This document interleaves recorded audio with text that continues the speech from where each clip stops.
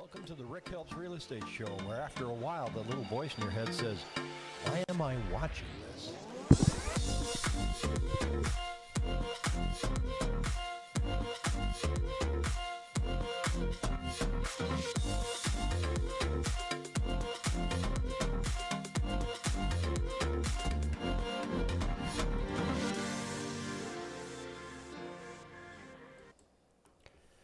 Good morning and welcome to Arizona. Yesterday was a windy day. Windy. Why does that matter? I'm going to see my allergist next week. God, it's brutal. But today looks like it's going to be a terrific one. Now, yesterday we almost had a crisis on this live stream. I went to make coffee and I only had one K-cup left. I mean, I was almost out of coffee. I don't think the show could have gone on. And I've got this new phone app. It's called Citizen. And so it shows you little incidents that are going around your neighborhood. And it's reported by people using their phone app. You know, there's a car accident, kind of a useless one, police helicopter overhead. I know, I can hear it. But this morning, I won't give the addresses, but here's what's interesting. So 48 minutes ago, people fighting, and they give the intersection. 44 minutes ago, people fighting. It's at another intersection. And then 27 minutes ago, people fighting at another intersection. Obviously, none of them have had their morning coffee. So, but you need that Citizen app so that you can know what's going on. That's not a good way to start the day. People fighting. And those intersections weren't close to each other. So it's not like they were duking it out and then they ran up the street and duked it out. I don't get it. Have you ever listened to a police scanner in the morning? It's fascinating. They seem to find a lot of people sleeping in the doorways of businesses when businesses go to open up. And so they're always calling the police saying, can you come help me out with this guy? So let's get to it this morning and let's take a look at what's going on in the world of real estate. And then we're going to talk about lending. We're going to talk about what steps you should take to prepare yourself and what mistakes a lot of people make, along with my recommendations and why I work with the lender that I do. You know that on 3 o'clock on Fridays, Pat and I give a real estate marketing and lending update. So I thought I'd tell you, why the heck do I work with Pat and how many other lenders have I worked with? No, I'll get into that. So let's take a look right now and show you what's going on. Here we are again. It seems that Wednesdays now seem to be the new low in listings, not just Tuesdays. So we're 4,050. But if I look at this chart, and this is the Cromford Report chart here for demand, and this is very interesting. This is demand, the buyers, homes, buyer traffic, contracts, etc. Notice that line's going down every week. This is supply. Notice the supply lines going down every week. So this needs to turn. And where are these going to meet? Are they going to meet in the middle here? Because here's normal, 100. Now we go back to the, I call this the silly season. This was when things were about to snap.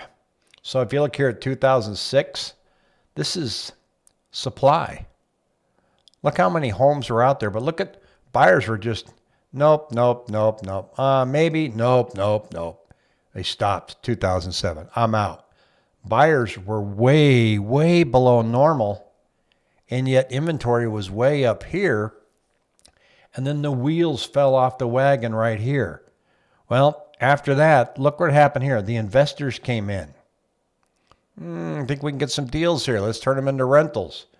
Then supply or demand started to taper off again down in 2013. Then supply came up. This was almost a balanced market. I want to get my mouse out of the way there. This was almost a balanced market down here. About the same level of activity for sellers as it was for buyers. And then we just kind of muddled along right here, 2018, 2019, and then 2019, before we had the cough out there, things started to drop. And then in 2020, supply started to come up, and then bam, fell out. So that's where we're at. So that's a very telling tale right there, and that's a number we need to watch. Now, let's talk about lenders for just a moment. And what I want to talk about is how to prepare and what mistakes people make. And I say that one of the biggest mistakes that I think people make is they don't spend a lot of time ahead of time researching which lender that they want to use and then choosing them based on interest rates. Because if you know, as you've been watching Pat and I on here, that we have kind of a long-standing joke, a running joke that says, Pat, what's your rate? People call, what's your rate? And you've seen the chart, and the chart goes up and down this week, by the hour. So, if you're chasing a rate, that's just going to change. You're going to call Pat at 9 o'clock on Monday, and you're going to call another guy at noon on Monday. You're going to get a different rate. It's not because their company has a different rate than company A. It's just that the rates keep changing. And so do the lender fees and lender credits. So how do you take advantage of this? Well, here's a common mistake that a lot of people do. What a lot of people do is they decide that they want to buy a home, and they know the neighborhood. They're doing all the research. They don't really contact anybody. They're just looking on Zillow or Truly or Redfin. And then they make a phone call based on a website or an 800 phone number on the television, and they get the process rolling. Well, that's good. And they go, okay, well, send us all your paperwork. We have a portal. So now you feel good because you don't have to use a fax machine. You can just upload your documents because they've got this great portal. And it's a pain in the rump. You got to assemble 2 months worth of bank statements. You got to send your LLC paperwork if you have that kind of thing going on. And it's just agonizing. Once you get into that and you've already committed to sending in all that paperwork and getting the ball rolling, people really don't have a propensity to go and look for another lender. They're kind of done. It's at that point that you find out that you could have saved some money. You might have a different rate, you might not, but you could have saved some money, and I'll talk about how that happens. Now, let's go in a little bit of history about lending and the relationship between lenders and real estate agents, because things really changed after this big old drop back in 2008. We had two individuals named was Chris Dodd and Barney Frank, who ironically were blamed for some of the calamities of the housing market collapse. And like typical government problems, they came in on a white horse and gave us some solutions. So it's a little overreaction. And part of that reaction was the relationship between lenders and title companies and real estate agents needs to be monitored more closely so that there's no shenanigans. And there was a lot of nonsense going on. For example, title companies were offering free printing, and you could just give them an address of a house that you had coming on the market, and they would print all your flyers. If you wanted to do a mailer and you wanted to mail out to certain neighborhoods, they would print everything for you with kind of a quid pro quo relationship that says, now, if we print you all these flyers, we hope you bring us the business. And that's how, Congress said that's a little dangerous. And lenders would do a lot of splitting of advertising costs with real estate agents on portals such as Zillow. Zillow could be as high as, $1,500 a month, and they would pay $750, and I would pay $750, and I would get my ad there on Zillow with the understanding that if I had a lead come in from Zillow, that I would give it to that lender. But some lenders were paying more than 50%. And so they came out with this rule that said it has to be 50%. So if the lender was paying $751 and I was paying, $740, $749, that's a problem. And so there was going to be a fine. Well, along came this organization called the CFPB, and Consumer Finance Protection Bureau, and it wasn't funded by Congress, and the leader was appointed. He wasn't elected. And they had two offices, one in Washington, D.C. and one in Phoenix. Well, that made Phoenix agents kind of nervous because they got the majority of their funding from, hey, Keith, I'll answer your question here in just a second. They got their funding from fining people. So the first person they went after was Wells Fargo. I got all kinds of money from Wells Fargo. Well, now they got money they can operate. So who else did they go after? Well, that example I gave you, if a lender was helping me with Zillow and one of us messed up, they could fine me $10,000. But here's the kicker. Once they decide that you've done something illegal and they notify you that they're fining you, there was no recourse. You couldn't say, hey, well, wait a minute, I want to fight this. No, 10 grand, that's it. There was no arbitration. There was no getting a lawyer. It was just 10 grand. And it really threw the industry into jitters. So all title companies, all lenders just went into a cocoon. It's like, no, I'm not touching that with a 10-foot pole. Even if you wanted them to split, 50% of your advertising costs. No, they were done. And that was rough. Now, like Trump or not, the first thing he did when he came in the office, he got rid of that guy. Trump was in real estate and he saw what was going on and he said, I don't like this one horse show here. We're gonna get rid of this guy. And so they did. And it had to go all the way up to Supreme Court. He can't fire this guy. And Supreme Court said, well, actually, you know what? He can. And so there are lenders now that are working with large teams that have found a workaround to do a lot of advertising and help them.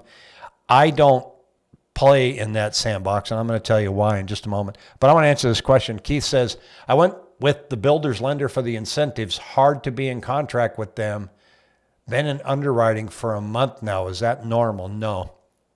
Underwriting for a month is not normal. But are you in underwriting for a month because they're still not done with the house? Because there are some unusual delays in home construction. Once they get you in with the builder's lender, it's really hard to get out because they offer incentives, like $6,000 towards your closing costs, which most people use that lender credit for the upgrades. It's really easy to eat up, $50,000 in upgrades. So no, it doesn't sound normal. Doesn't mean it's a deal killer. I've just, asked your lender, can you be specific about why we're still in underwriting? Now, going back to picking your lender and figuring out. So here's why you want to take some time. So let's say you want to buy a house next month. You want to start your home search. And I don't recommend just seeing a home on Zillow and calling an agent going, I want to see this today, because there's steps you have to take. And you have to get pre-qualified. Well, before you get pre-qualified, I think you need to understand one of the good ways to search for a lender. And one of the good ways, I always get a text when I'm streaming. Hi, Debbie. I'll cut this off for just a second. So anyway, so you can always look for rates, like I said, but let me give you one example. And this was a couple of years ago. And that is that the client went with one of the big, we call them 800 companies, where the loan rep is working out of a cubicle. And we don't like to mention their name because there's a bunch of them. And they got in there and they got a good rate. Okay. Well, then I get involved and I get an email the first thing I have to do is I have to ask for their pre-approval letter put on Arizona's approved form. And I'm going to show you what that looks like right here. It's called, this is a loan status update. It's the same as a pre-approval. So we've got a pre-qualification form and then we have a loan status update. I'll show you the difference between the 2 pages here in just a moment. But they didn't have that because they're in another state. So they're either in Detroit or they're in Minneapolis. And so you'll get a pre-approval letter that looks like a Word document that says, yes, Jim's pre-approved for, $350,000. Well, that's great, but I can't submit that with the offer. So I have to send them the form. It's not a big deal. I usually get it turned around pretty quick. And what it does is it says, the buyer's married, unmarried, legally separated. They're not relying on down payment assistance. It answers all these questions so that when we turn it into the seller, they can see how solid the buyer is. And so that form is required. And a lot of the, what I want to call outside, out-of-state people don't know that this form is required. So I get an email. Hi, Rick, I want to introduce myself. I am your relationship manager for this transaction. Cool. First time I ask him a question. I don't know. I'll have to send that off to, I didn't even know who my contact person was. Now, I like to work local because I like to have my own contact person. I like to be able to call them on a Saturday or a Sunday. I also like to know that they can get the job done.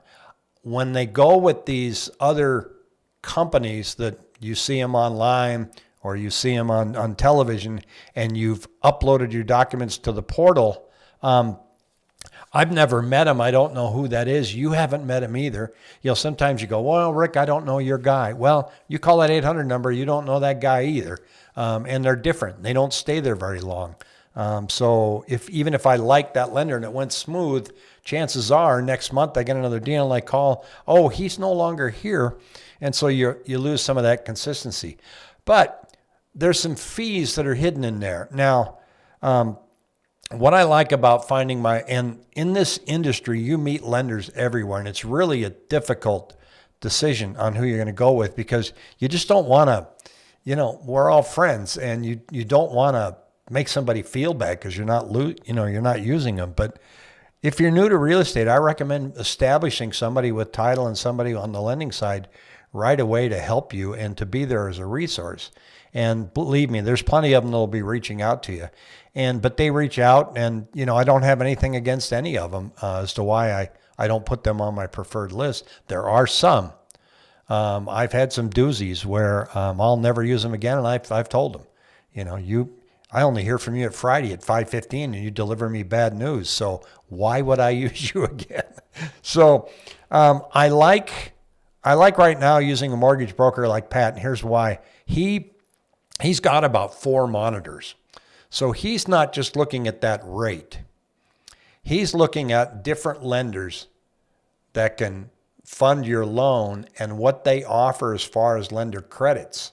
So it's not a simple decision to go, oh, here's one that's 2.9 instead of 3.1. Click. I recommend you go with that one. Because some of these big box places, their lending fee is $3,500. So along comes Pat going through and taking a look at some of these other rates, same rate, different lenders offering what they call lender credits. Lender credits like what you probably got at that new build for $6,000. Pat has access to some of those same programs. Your rate's slightly higher. That's what goes on with the new builds in order to get that lender credit. But he might be able to get you a $3,500 credit. Whereas some of the big box people had a $3,500 lending fee. That's a $7,000 swing. Now, you should know those kinds of options up front, but most buyers go out and make that quick decision and get committed. And then when you say, hey, I think this guy can save you some money over here, they don't want to do it. They're out, no, it's just too much work. I just don't want to do it. And I get it, but I think if you plan ahead, that you can save some money. I don't have to explain when I have a local guy like Pat that I need an LSU, a loan status update delivered to me every Friday.